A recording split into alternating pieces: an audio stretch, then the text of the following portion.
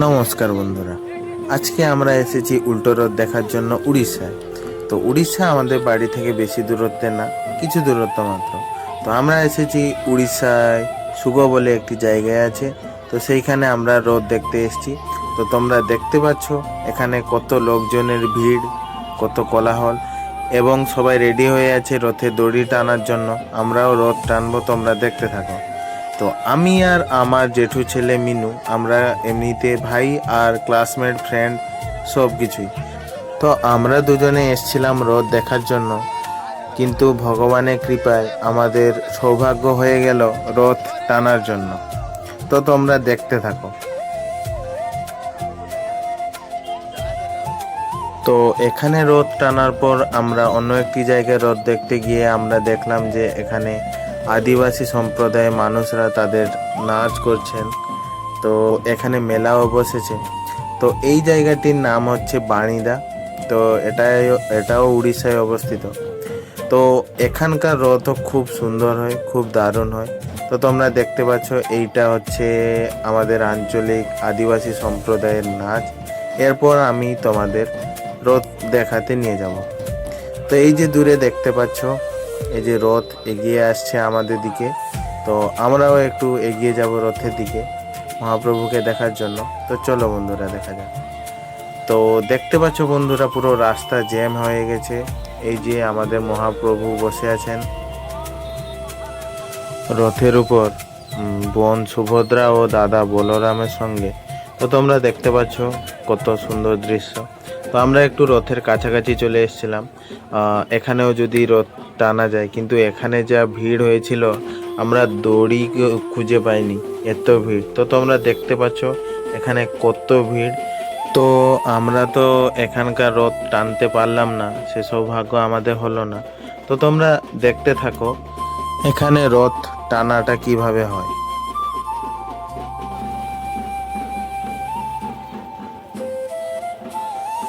তো বন্ধুরা, তোমরা দেখতে পাচ্ছ ঢাক ঢোল বাজিয়ে রথ টানা শুরু হয়েছে। তো এখানে দেখতে পাচ্ছ কত লোকজন, কত লোকজনের ভিড়। তো তোমরা দেখতে থাকো। আমরা এখানে কোনো দড়ি তো খুঁজে পাবো না, শুধু লোকজনের মাথাগুলোই আমরা দেখতে পাবো। তো এই দেখতে পাচ্ছ কত ভিড়। এখানে আমরা দড়ি কিন্তু দেখতে পাচ্ছি না, তো এতটা ভিড় ছিল। তো দেখতে পাচ্ছ মহাপ্রভুর রথ টানা হচ্ছে, আর কত সুন্দর লাগছে দৃশ্যগুলো। এখানে প্রত্যেক বছরই এরকম ভিড় হয় এবং রথ এরকম ভাবেই পালন করা হয়, রথযাত্রা। তো এখানে রথযাত্রা উপলক্ষে মেলাও বসে। তো আমরা দেখতে পাচ্ছ দু সাইডে দোকান বসেছে। তো এরপরে আমরা আবার বেগ চলে এলাম ওই সুগো বলে জায়গায়। তো এখানে এসে দেখি লাইটিং, ডিজে বক্স, ডিজে গাড়ি, এই সমস্ত করে এখানে নাচানাচি চলছে। তো তোমরাও একটু দেখে নাও।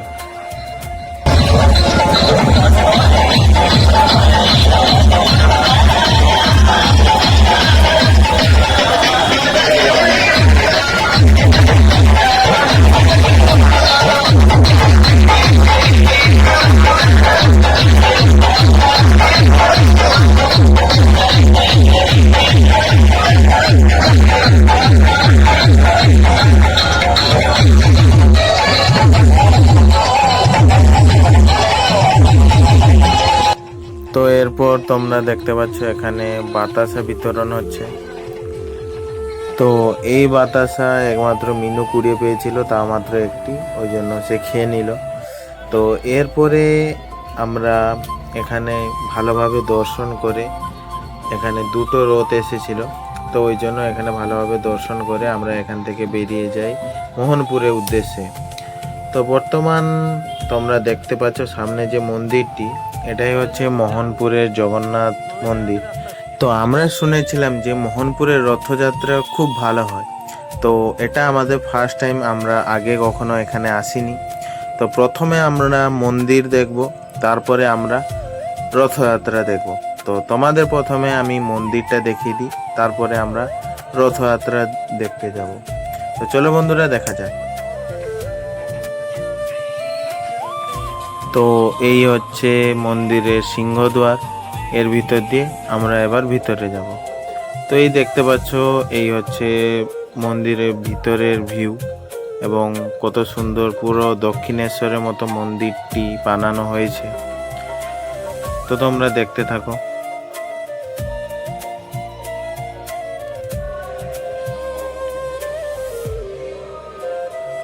তো তোমরা দেখতে পাচ্ছ মন্দিরের ভিতরে কত সুন্দর সুন্দর চিত্র বা ছবি আঁকা হয়েছে, এবং মন্দিরটি কত সুন্দরভাবে সাজানো হয়েছে।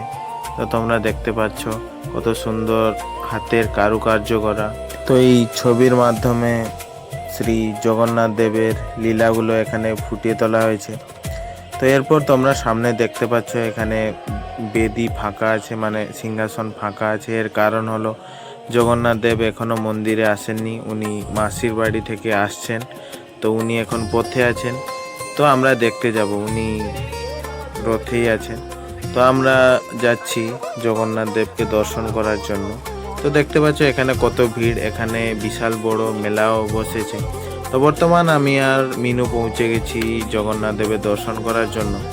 তো তোমাদের দেখাচ্ছি, তোমরা ভালো করে দেখতে থাকো। তো তোমরা এই যে পিছনে 3টি রথ দেখতে পাচ্ছ, এখানে জগন্নাথ দেব, মাঝখানে সুভদ্রা, আর সেদিকে বলরাম দেবের রথ। তো তোমাদের একটু ভালো করে দর্শন করিয়ে দিই, তো তোমরা দেখতে থাকো। তো এখানে রথকেও অনেক সুন্দরভাবে সাজানো হয়েছে, এবং মহাপ্রভু এবং দেবী সুভদ্রা এবং বলরাম দেবকেও অনেক সুন্দরভাবে সাজানো হয়েছে। তো এই হচ্ছে মোহনপুরের রথযাত্রা। তো এখানে তোমরা একটা জিনিস নিশ্চয়ই খেয়াল করেছো, এখানে রথের সামনে কোনো ভিড় নেই। তার কারণ কি? তার কারণ হলো আজকে প্রচুর বৃষ্টি হয়েছিল। তো আমরা আসার সময়ও প্রচুর বৃষ্টি হয়েছিল। তো এখানে দেখতে পাচ্ছ এখানে গোটা কাদায় ভর্তি, ওই জন্য রথের সামনেও গোটা কাদা, ওই জন্য অত ভিড় ছিল না। তো তোমরা মেলার ভিতরে দেখতে পাচ্ছ কত ভিড়। তো এইভাবে মহাপ্রভু জগন্নাথ দেবের কৃপায় আমাদের উল্টো রথযাত্রার দিনটি খুব ভালোভাবে, খুব সুন্দরভাবে কাটলো। আমরা খুব খুশি আমাদের এই সৌভাগ্য হয়েছে বলে। তো বলো, জয় জগন্নাথ দেবের জয়, জয় সুভদ্রা দেবীর জয়, জয় বলরাম দেবের জয়। তো এই ছিল আজকের ভিডিও। তো আশা করছি বন্ধুরা তোমাদের নিশ্চয়ই ভালো লাগবে ভিডিওটা। তো তোমাদের কেমন লেগেছে অবশ্যই কমেন্টে জানাবে। দেখা হবে নেক্সট কোনো ভিডিওতে।